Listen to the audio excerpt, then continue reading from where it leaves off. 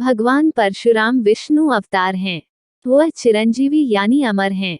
इनके अलावा भी कई महात्मा चिरंजीवी हैं, जैसे कि हनुमान जी, विभीषण महाराज, बलि राजा, वेद व्यास, अश्वत्थामा और कृपाचार्य।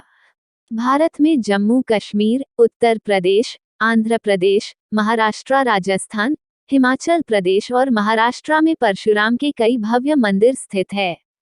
पौराणिक तथ्यों के अनुसार महर्षि जमदग्नि की तपोभूमि तथा भगवान परशुराम की जन्मस्थली जानापाव, इंदौर की महू तहसील के राजपुरा कुटी, जानापाव कुटी गांव में स्थित है तथा इनके अस्तित्व का प्रमाण महाभारत, भागवत पुराण और कल्कि पुराण में मिलता है।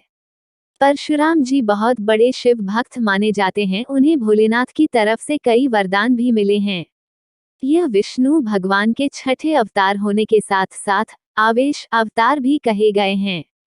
संसार में जहां भी अन्याय और अत्याचार चरम पर पहुंचता है, वहां परशुराम प्रकट होकर अपना रौद्र रूप दिखाते हैं और बुरी शक्तियों का जड़ से विनाश करते हैं। इनका जन्म, परशुराम नामकरण, माता का वध, पिता से वरदान, अपने शिष्य भीष्म से युद्ध है, यह राजवंश का 21 बार विनाश और गणेश जी से युद्ध, ऐसे कई रोचक प्रसंग हैं जिनके बारे में इस लेख में संक्षिप्त में वर्णन किया गया है।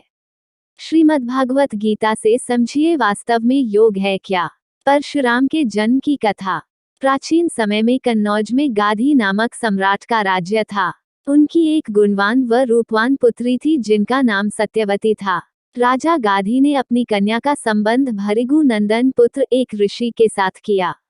स्वसुर भृगु ऋषि ने जब पुत्रवधू सत्यवती से वर मांगने को कहा तो उन्होंने अपने और अपनी माता के लिए एक एक पुत्र का वर मांगा, जिस पर भृगु ने उन्हें 2 चरु पात्र दिए। साथ में कहा कि जब तुम्हारी माता और तुम ऋतु स्नान कर लो तब तुम्हारी माता पुत्र इच्छा की कामना के साथ पीपल के पेड़ का आलिंगन करे और तुम्हें उसी कामना के साथ गूल के पेड़ का आलिंगन करना होगा। इसके बाद मेरे द्वारा दिए इन चरुओं का अलग अलग सेवन करना है।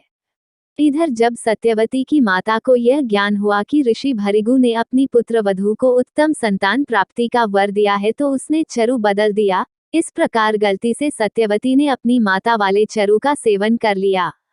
सत्यवती की माता के छल को भृगु ऋषि ने योग विद्या से पकड़ लिया। फिर उन्होंने यह बात अपनी पुत्रवधू सत्यवती को भी बता दी। फिर वह उससे बोले कि तुम्हारी संतान ब्राह्मण होते हुए भी क्षत्रिय जैसा व्यवहार करेगी और तुम्हारी माता की संतान इसके उलट क्षत्रिय संतान होते हुए भी ब्राह्मण जैसा व्यवहार करेगी। इस पर सत्यवती ने भृगु ऋषि से विनती की कि उनका पुत्र ब्राह्मण जैसे ही आचरण करे, भले ही पौत्र बेटे का बेटा क्षत्रिय जैसा आचरण करे। दयालु ऋषि भृगु ने पुत्रवधू की यह विनती स्वीकार कर ली। समय का चक्र घूमने लगा। सत्यवती को एक तेजवंत पुत्र हुआ जिसका नाम जमदग्नि रखा गया। इनका विवाह प्रसन्नजीत की पुत्री रेणुका से हुआ।